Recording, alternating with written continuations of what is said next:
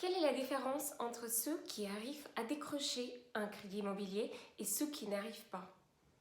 Comment faire pour monter un dossier bancaire qui ait toutes les chances d'être accepté?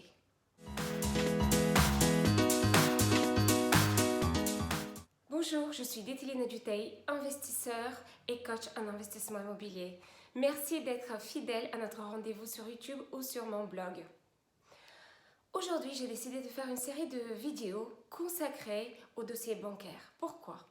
Parce que dans les mois, dans les années qui viennent, il y aura beaucoup d'opportunités sur le marché immobilier et monter un dossier bancaire professionnel fera toute la différence entre ceux qui arrivent à décrocher un crédit et ceux qui n'arrivent pas. Pour commencer, je voulais vous raconter une anecdote. Pour mon premier investissement immobilier, qui remonte maintenant à il y a 16 ans, j'ai eu un non du banquier, un non catégorique. Il n'y croyait pas dans mon projet. Mais moi, j'y croyais. J'y croyais tellement fermement que j'ai réussi à trouver les ressources à moi et les ressources à l'extérieur pour réaliser ce même projet. Quelques années plus tard, j'ai revendu ce bien avec 600% de plus-value. Et c'est ça qui m'a permis plus tard de me lancer dans l'investissement immobilier et d'enchaîner les projets. Cet exemple pour vous dire que tout est possible. Ce n'est pas un non qui doit vous démotiver. Au contraire, il doit vous pousser à vous dépasser, à trouver d'autres ressources et capacités pour aller au bout de votre projet si au préalable, vous avez fait tout le travail de recherche et d'analyse et si vous êtes certain qu'il en vaut le coup. Vous comme moi, vous savez que les banques adorent que les personnes rentrent dans un cadre précis. C'est quoi un cas idéal? Quelqu'un qui a une tenue des comptes irréprochable. Qu'est-ce que ça veut dire? Ça veut dire qu'il n'a pas de frais bancaires, qu'il n'a pas de découvert, qu'il n'a pas de mauvaise dette. Qu'est-ce que c'est une mauvaise dette? Une mauvaise dette, c'est par exemple un crédit à la consommation. Vous l'avez contracté pour vous acheter une voiture, une télé pour aller en voyage. Donc ça, c'est un passif. Ce que vous avez acheté ne va pas se valoriser avec les années. Il ne vous apporte pas des dividendes ou des loyers, donc des cash flows. Non, ces objets ou ces voyages vous appauvrissent. Donc ça, c'est une mauvaise dette, par exemple.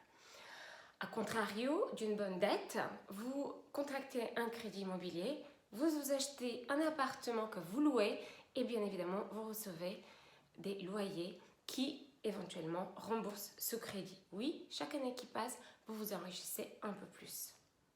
Avoir de l'épargne. Oui, il faut avoir de l'épargne. Il s'agit d'une discipline financière. Au moins 10% de ce que vous gagnez, de vos revenus, doivent partir immédiatement sur un compte épargne. Même s'il ne rapporte pas grand-chose dans l'immobilier, ce n'est pas grave. Cela prouve que vous êtes quelqu'un de responsable, sérieux, que vous pensez à l'avenir et que vous commencez à vous constituer un apport pour un futur projet ambitieux. Ensuite, les CDI. Oui, les banques adorent les CDI, mais on voit que ça ne veut plus rien dire. Ce n'est pas parce que vous avez un CDI que vous avez un emploi stable et que vous êtes à l'abri du chômage et de la précarité. Maintenant, je pense personnellement qu'il y a très peu de gens qui rentrent dans ce cas idéal. Alors, qu'est-ce qu'ils vont faire les autres? Eh bien, voyons quelques cas un peu plus compliqués. Si vous êtes étudiant, vous allez me dire, mais moi je ne peux pas avoir un crédit puisque je n'ai pas de revenus. Oui, mais vous pouvez avoir peut-être un petit crédit à la consommation et avec ce petit crédit, vous pouvez d'ores et déjà penser à investir, ne serait-ce que dans un parking, à un emplacement tendu, c'est-à-dire là où les gens ont du mal à se garer.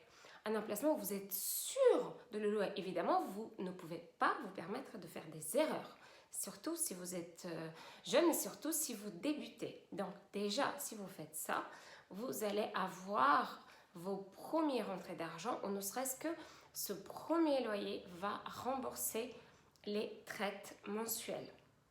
Ensuite, si vous êtes entrepreneur, et vous n'avez pas encore 3 bilans. On dit souvent il faut avoir 3 bilans, les banquiers le répètent, il faut avoir 3 bilans avant de nous solliciter.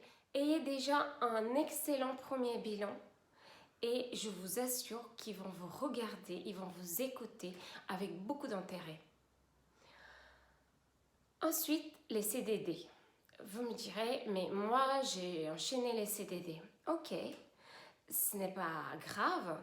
Si vous arrivez à prouver que même avec des CDD, vous pouvez justifier des revenus stables, voire une légère hausse, oui, vous pouvez prétendre à un crédit immobilier. Ensuite, l'âge et la santé. Bien sûr, plus on vieillit, plus on est assujetti à des maladies. Je voulais juste vous dire que ce n'est pas une raison valable pour ne pas avoir accès au crédit. Bien sûr, les assurances vont poser problème, mais maintenant il y a des solutions pour résoudre ce cas de situation un peu plus compliquée. Mais maintenant, il y a des solutions légales qui peuvent se présenter à nous. Les primo-accédants. Vous allez me dire, mais moi je veux acheter ma résidence principale et je ne peux pas me permettre d'investir en même temps. Très bien, très bon choix, c'est ce que j'avais fait aussi à l'époque. Mais pourquoi pas acheter une résidence principale un petit peu plus grande, quitte à s'éloigner dans un premier temps et la diviser peut-être un tiers, vous pouvez temporairement mettre en location et 2 tiers, vous pouvez le réserver pour vous et votre famille. Eh bien, les loyers peuvent vous rembourser la majeure partie du crédit, voire la totalité du crédit, et ainsi vous repartez à zéro et vous pouvez de nouveau solliciter les banques dans quelques temps. Si vous êtes seul et vous vous dites, moi je ne peux pas emprunter seul, je n'ai pas les revenus nécessaires, eh bien, pensez à vos associés. Pourquoi pas? À condition que vous êtes sûr de vos associés. Voilà, il faut bien les connaître. Donc, voilà quelques exemples de cas compliqués, mais en aucun cas désespérés. Donc, si vous vous reconnaissez, si vous êtes dans un de ces cas de figure, sachez qu'il y a aussi des solutions à tout problème. Si vous n'êtes pas encore abonné à ma chaîne, n'hésitez pas à le faire juste en dessous de la vidéo et à télécharger mon bonus Créer un bien d'exception. Si vous avez des questions ou si vous avez eu déjà des difficultés à obtenir un crédit immobilier, mettez-moi en commentaire, dites-moi pourquoi, comment ça s'est passé et quels sont les sujets que vous voulez que je développe un peu plus lors des prochaines vidéos liées au dossier bancaire. Je vous remercie beaucoup et je vous dis à très bientôt sur cette chaîne. Bye bye!